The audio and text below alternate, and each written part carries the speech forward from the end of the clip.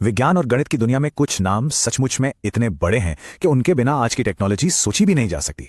आज हम बात करेंगे ऐसे ही एक जीनियस की, एक ऐसे स्तंभ की, कार्ल फ्रेडरिक गॉस। ये हैं वो शख्स कार्ल फ्रेडरिक गॉस। ये तस्वीर 1840 की है। देखिए, इनका काम सिर्फ नंबरों तक ही सीमित नहीं था, बल्कि ये तो ब्रह्मांड की गहराइयों तक पहुंच गया था और इसने हमारी समझ पर बहुत गहरा असर डाला। अच्छा, किसी को गणितज्ञों का राजकुमार या प्रिंस ऑफ मैथमेटिशियंस का टाइटल क्यों मिलेगा? मतलब ये कोई छोटा मोटा सम्मान तो है नहीं, है ना? तो चलिए आज इसी बात की पड़ताल करते हैं कि गॉस ने आखिर ये खिताब कमाया कैसे। तो गॉस की कहानी शुरू होती है उनके बचपन से। और बात यह है कि उनका टैलेंट, उनकी जीनियस वाली बात बहुत ही छोटी उम्र में ही दिखने लगी थी। एक छोटी सी कहानी है। सोचिए, एक क्लास चल रही है और टीचर बच्चों को बिजी रखने के लिए एक काम देते हैं कि 1 से लेकर 100 तक सारे नंबर जोड़ो। अब सुनने में तो एक काफी मुश्किल काम लगता है ना? लेकिन छोटे से गॉस ने बस कुछ ही पलों में इसका जवाब दे दिया और उनका तरीका कमाल का था। उन्होंने क्या किया? उन्होंने पहले और आखिरी नंबर यानी 1 और 100 को जोड़ा, जवाब आया 101। फिर अगला नंबर 2 और 99 को जोड़ा, जवाब फिर से 101। बस उन्होंने इस पैटर्न को पकड़ लिया। उन्हें समझ आ गया कि ऐसे 50 जोड़े बनेंगे और उन्होंने झट से 50 को 101 से गुणा किया और जवाब दे दिया 50-50। ये जो पैटर्न को पहचानने की काबिलियत थी ना, यही तो उनकी असली ताकत थी। जैसे जैसे गॉस बड़े होते गए, उनका टैलेंट और भी ज्यादा निखरता गया और फिर अपनी जवानी में ही उन्होंने एक ऐसी पहेली सुलझा दी जो पिछले 2000 सालों से बड़े बड़े गणितज्ञों के लिए एक चुनौती बनी हुई थी। सिर्फ 19 साल की उम्र, सोचिए, बस 19 साल की उम्र में उन्होंने एक ज्योमेट्री की एक ऐसी गुत्थी सुलझा दी जिसे पिछले 2000 साल से कोई हल नहीं कर सका था। उन्होंने क्या किया? उन्होंने पता लगाया कि सिर्फ एक रूलर और कंपास का इस्तेमाल करके एक 17 साइड वाला रेगुलर पॉलीगन, जिसे हेप्टाडेकागन कहते हैं, कैसे बनाया जा सकता है। अब यह खोज उनके लिए इतनी ज्यादा खास थी, इतनी जरूरी थी कि वो चाहते थे कि इससे उनकी कब्र के पत्थर पर भी बनाया जाए। लेकिन रुकिए, गॉस का काम सिर्फ थ्योरी तक ही सीमित नहीं था। बिल्कुल नहीं।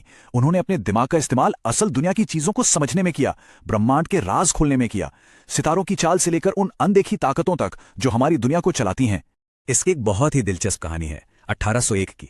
हुआ ये कि वैज्ञानिकों ने एक छोटा ग्रह सिरिस खोजा, लेकिन कुछ ही समय बाद वो सूरज के पीछे चला गया और आंखों से ओझल हो गया। अब सब परेशान। तब 24 साल के गॉस सामने आए।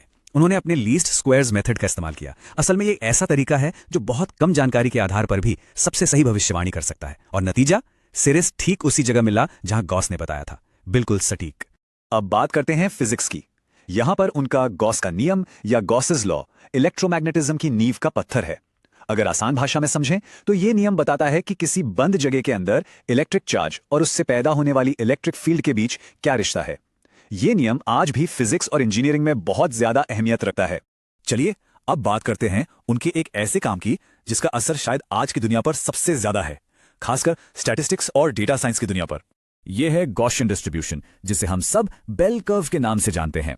यह कर्व हमें क्या बताता है?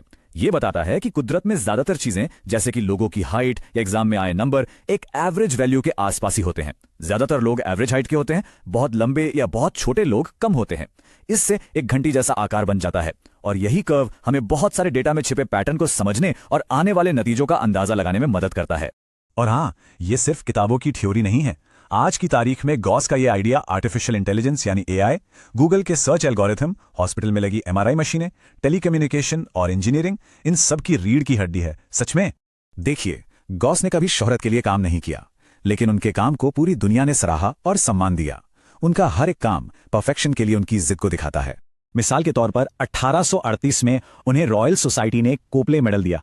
जो मैग्नेटिक फील्ड को नापने की यूनिट है, उसका नाम भी उन्हीं के सम्मान में गॉस रखा गया है। इतना ही नहीं, जर्मनी की पुरानी करेंसी जो 10 मार्क का नोट था, उस पर भी गॉस की तस्वीर और उनका बेल कर्व छपा हुआ था। उनका एक पर्सनल मोटो था, पाउका सेड मथुरा। इसका मतलब है कम लेकिन पका हुआ। और ये लाइन उनके काम करने के तरीके को पूरी तरह बयां करती है। वो अपना कोई भी काम तब तक दुनिया के सामने नहीं लाते थे जब तक कि वो बिल्कुल परफेक्ट ना हो जाए, उसमें कोई कमी ना रह जाए। और शायद यही वजह है कि उनकी बहुत सी शानदार खोजें तो उनकी मौत के बाद उनकी डायरियों में मिली। तो आखिर में एक सवाल जरूर उठता है, आज के इस दौर में जहां हमें हर सवाल का जवाब तुरंत चाहिए, इंस्टेंट आंसर चाहिए, हम एक ऐसे इंसान से क्या सीख सकते हैं जिसके लिए परफेक्शन यानी पूर्णता हर चीज से बढ़कर थी। ये एक ऐसा सवाल है जिस पर हम सबको सोचना चाहिए।